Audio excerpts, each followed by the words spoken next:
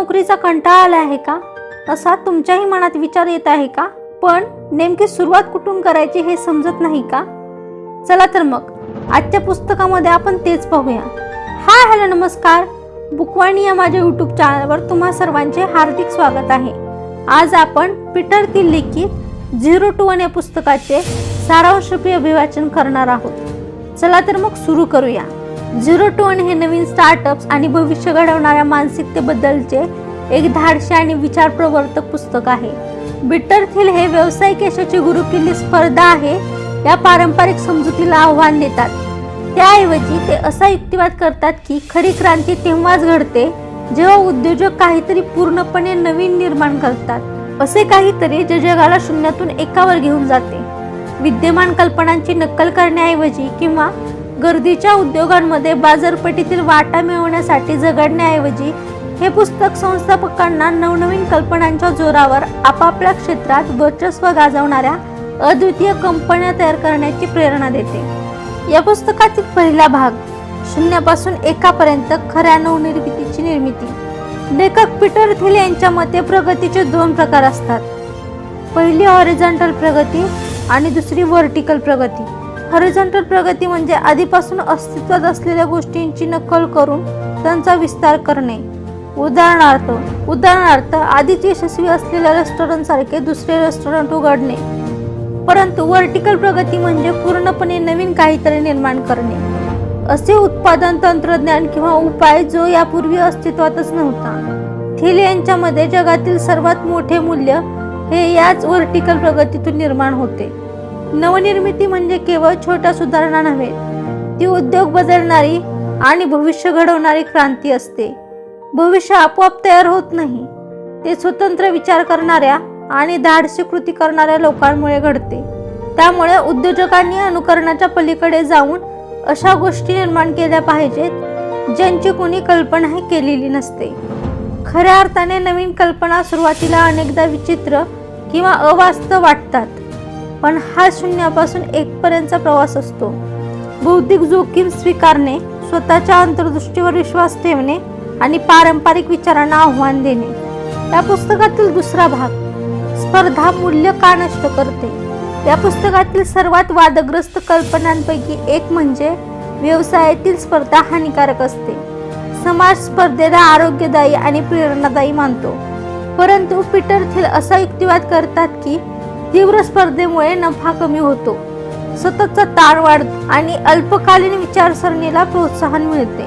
जेव्हा कंपन्या थेट स्पर्धा करतात तेव्हा त्या अनेकदा नवनिर्मितीवर लक्ष केंद्रित करण्याऐवजी किमती कमी करतात, वैशिष्ट्यांची नक्कल करतात आणि अस्तित्वासाठी झगडतात. स्पर्धा करण्याऐवजी थिल मक्तेदारी व्यवसाय निर्माण करण्याची शिफारस करतात. त्यांच्या व्याख्येनुसार मक्तेदारी म्हणजे अशी कंपनी जी इतकी चांगली आणि अद्वितीय असते की तिला कोणताही खरा स्पर्धक नसतो. गुगल, फेसबुक आणि ॲपल सारख्या कंपन्या वर्चस्वशाली बनल्या कारण त्यांनी केवळ गर्दीच्या बाजारात स्पर्धा केली नाही, तर असे काहीतरी अद्वितीय आणि वैशिष्ट्यपूर्ण निर्माण केले ज्यामुळे त्या इतरांपेक्षा वेगळ्या ठरल्या. त्यांच्या वेगळेपणामुळे त्यांना प्रचंड मूल्य मिळवण्यात आणि दीर्घकालीन यश टिकवून ठेवण्यात मदत झाली. थिल पुढे स्पष्ट करतात की अत्यंत स्पर्धात्मक बाजारपेठांमध्ये व्यवसाय आपल्याला प्रतिस्पर्धकांपेक्षा सरस कामगिरी करण्याच्या नादात इतके स्वस्त होतात की ते ग्राहक आणि दूरदृष्टींकडे दुर्लक्ष करतात. यामुळे किंमत कमी करण्याची स्पर्धा सुरू होते, जिथे कंपन्या केवळ टिकून राहण्यासाठी नफा, सृजनशीलता आणि धोरणात्मक विचारांचा त्याग करतात. या उलट मक्तेदारी असलेल्या व्यवसायांना नवनिर्मिती करण्याचे, संशोधनात गुंतवणूक करण्याचे आणि अनेक दशके पुढे विचार करण्याचे स्वातंत्र्य असते, कारण त्यांना थेट स्पर्धेचा सतत धोका नसतो.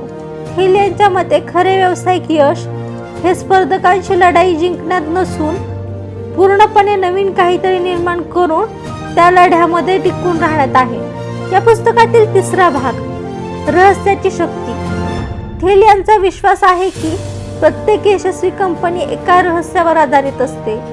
एक असं सत्य जे फार कमी लोक ओळखतात किंवा ज्यावर विश्वास ठेवतात. जेव्हा उद्योजक इतरांच्या नजरेतून सुटलेले संधी शोधून काढतात तेव्हा नवनिर्मिती घडते. ही रहस्य तांत्रिक प्रगती, मानवी वर्तणुकीतील अद्वितीय अंतर्दृष्टी किंवा विद्यमान समस्या सोडवण्याच्या नवीन पद्धतींशी संबंधित असू शकतात. ते वाचकांना एक प्रभावी प्रश्न विचारतात. असे कोणते एक महत्त्वाचे सत्य आहे ज्यावर फार कमी लोक तुमच्याशी सहमत आहेत? हा प्रश्न उद्योजकांना वेगवेगळ्या पद्धतीने विचार करण्यास आणि पारंपरिक विचारसरणीपासून दूर जाण्यास प्रेरित करतो. सर्वोत्तम स्टार्टअप कल्पना अनेकदा अशा ठिकाणी दडलेले असतात जिथे इतर कुणीही पाहत नसते.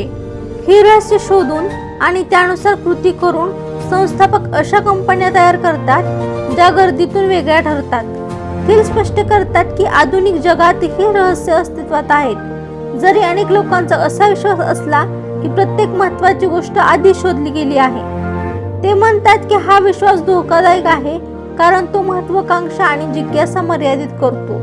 खरे तर विज्ञान, तंत्रज्ञान आणि व्यवसायातील असंख्य संधी अजूनही शोधल्या जाण्याची वाट पाहत आहेत. महत्त्वाची गोष्ट म्हणजे जगाकडे या मानसिकतेने पाहणे की मौल्यवान सत्य अजूनही लपलेली आहेत आणि जे खोलवर जाऊन गृहीतकांना आव्हान देण्यास तयार आहेत ते ती शोधू शकतात. ते असेही नमूद करतात की महान उद्योजक केवळ स्वप्न पाहणारे नसतात, ते सत्य शोधक असतात. ते वरवरच्या माहितीच्या पलीकडे पाहतात आणि इतरांना जे उघड वाटते त्याला आव्हान देतात. प्रचलित प्रवाहाचे अनुसरण करण्याऐवजी किंवा लोकप्रिय कल्पनांची नक्कल करण्याऐवजी इतरांना काय समजत नाहीये हे ते सखोलपणे समजून घेतात. ह्या छुप्या अंतर्दृष्टीच्या आधारावर कंपन्या संस्थापक असा मजबूत पाया तयार करतात ज्याचे स्पर्धक सहजपणे नक्कल करू शकत नाहीत, कारण त्यांचा फायदा अनुकरणातून नव्हे तर अद्वितीय समजातून येतो.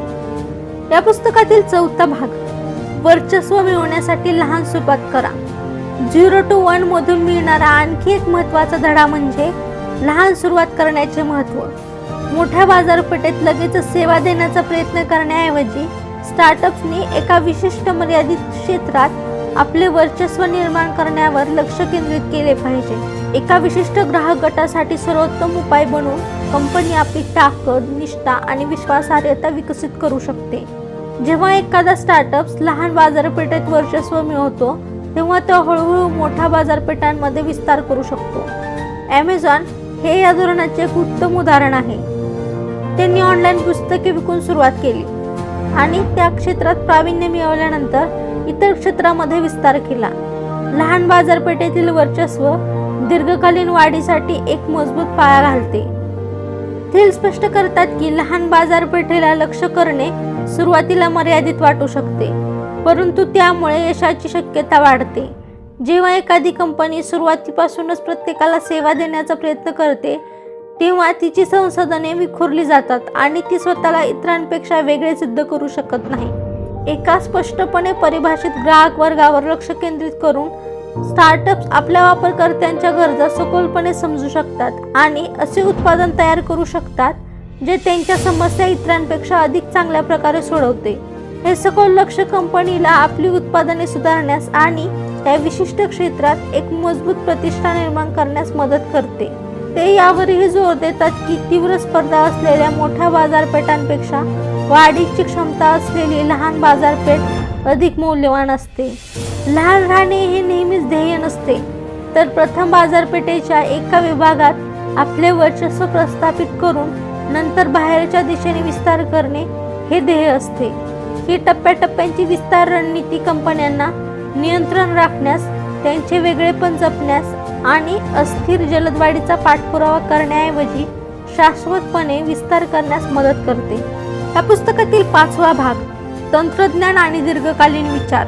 पीटर थिल यांचा ठाम विश्वास आहे की तंत्रज्ञान हे प्रगतीचे मुख्य चालक आहे.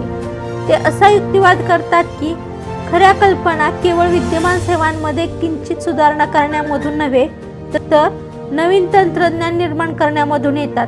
उद्योजकांनी 10 किंवा 20 वर्षांनी जग कसे दिसेल याची कल्पना केली पाहिजे आणि अर्थपूर्ण बदलासाठी योगदान देणाऱ्या कंपन्या उभारल्या पाहिजेत. भविष्य त्यांचेच असते जे जाणीवपूर्वक त्याचे नियोजन करतात. थिल यांनी निश्चित आशावाद ही संकल्पना मांडली आहे, ज्याचा अर्थ असा विश्वास आहे की काळजीपूर्वक नियोजन आणि धाडसी कृतीद्वारे भविष्याला आकार दिला जाऊ शकतो. यशस्वी संस्थापक संधी येण्याची वाट पाहत नाहीत, ते दूरदृष्टी आणि दृढ निश्चयाने स्वतःच संधी निर्माण करतात. या पुस्तकातील 6वा भाग, मजबूत संघाचे महत्त्व. स्टार्टअप्स म्हणजे केवळ एक कल्पना नाही, तर एका समान ध्येयाने जोडलेल्या लोकांचा तो एक समूह असतो. थिल स्पष्ट करतात की दीर्घकालीन यशासाठी मजबूत संस्थापक संघ असणे आवश्यक आहे. संस्थापकांची ध्येय स्पष्ट आणि सामायिक असली पाहिजेत आणि त्यांच्यात एकमेकांवर गाढ विश्वास असला पाहिजे. सुरुवातीच्या कर्मचाऱ्यांनी कंपनीच्या दूरदृष्टीवर विश्वास ठेवला पाहिजे आणि त्यांना मालकीची भावना वाटली पाहिजे. थिल यांच्या मते कंपनीची संस्कृती सुरुवातीपासूनच जाणीवपूर्वक तयार केली पाहिजे. जेव्हा संघ एक संघ आणि प्रेरित असतात तेव्हा ते आव्हानावर मात करू शकतात आणि विलक्षण कंपन्या तयार करू शकतात. वचनबद्धता आणि दीर्घकालीन विचारसरणीला प्रोत्साहन देण्यासाठी इक्विटीद्वारे मालकी हक्क देखील महत्त्वाची भूमिका बजावतो. या पुस्तकातील 8वा भाग, विक्री आणि वितरणाचे महत्त्व. अनेक उद्योजक केवळ उत्पादन विकासावर लक्ष केंद्रित करतात आणि त्यांचा असा विश्वास असतो की एक उत्कृष्ट उत्पादन आपोआप ग्राहकांना आकर्षित करेल. हिल या विश्वासाशी असहमत आहेत. ते असा युक्तिवाद करतात की विक्री आणि वितरण हे नवीन कल्पनांनी इतकेच महत्त्वाचे आहे. मजबूत वितरण धोरणाशिवाय अगदी उत्कृष्ट उत्पादनही अयशस्वी होऊ शकते. एका यशस्वी कंपनीला आपल्या ग्राहकापर्यंत कसे पोहोचायचे, आपले मूल्य स्पष्टपणे कसे सांगावे आणि प्रभावीपणे विस्तार कसा करावा हे समजले पाहिजे. नवीन स्टार्टअप आणि मजबूत वितरण प्रणाली यांच्या संयोगामुळे चिरस्थायी प्रभाव आणि शाश्वत वाढ निर्माण होते. चला तर मग पाहूया या पुस्तकातून नेमके आपण काय शिकलो. 0 to 1 उद्योजक आणि नवीन स्टार्टअप सुरू करणाऱ्यांसाठी एक शक्तिशाली संदेश देते. ते शिकवते की खरे यश गर्दीच्या बाजारपेठांमध्ये स्पर्धा करण्यातून नव्हे, तर पूर्णपणे नवीन काहीतरी निर्माण करण्यातून मिळते. नवोन्मेषावर लक्ष केंद्रित करून, लपलेल्या संधी शोधून, लहान विशिष्ट क्षेत्रावर वर्चस्व मिळवून, मजबूत संघ तयार करून आणि दीर्घकालीन मानसिकता स्वीकारून स्टार्टअप्स मक्तेदारीच्या पातळीचे यश मिळवू शकतात. पीटर थिल यांचा मुख्य धडा साधा पण परिवर्तनकारी आहे. इतरांपेक्षा थोडे चांगले होण्याचे ध्येय ठेवू नका, पूर्णपणे वेगळे होण्याचे ध्येय ठेवा. भविष्य स्पर्धा करणाऱ्यांकडून घडवले जात नाही, तर नवनिर्मिती करणाऱ्यांकडून घडवले जाते. याबरोबरच लेखक पीटर थिल लिखित 0 to 1 या पुस्तकाचे मराठीत सारांशरूपी अभिवाचन समाप्त झाले आहे. भेटूया मग एका नवीन पुस्तकासह नवीन व्हिडिओमध्ये. तोपर्यंत हे पुस्तक तुम्हाला आवडलं असेल तर या पुस्तकाची लिंक मी व्हिडिओच्या डिस्क्रिप्शनमध्ये देत आहे. तिथून तुम्ही ते पुस्तक खरेदी करू शकता. आणि हा व्हिडिओ तुम्हाला आवडला असेल तर व्हिडिओला लाईक करा, शेअर करा आणि चॅनलला सबस्क्राईब करा. नवीन व्हिडिओच्या नोटिफिकेशनसाठी बेल आयकॉन दाबायला विसरू नका. धन्यवाद.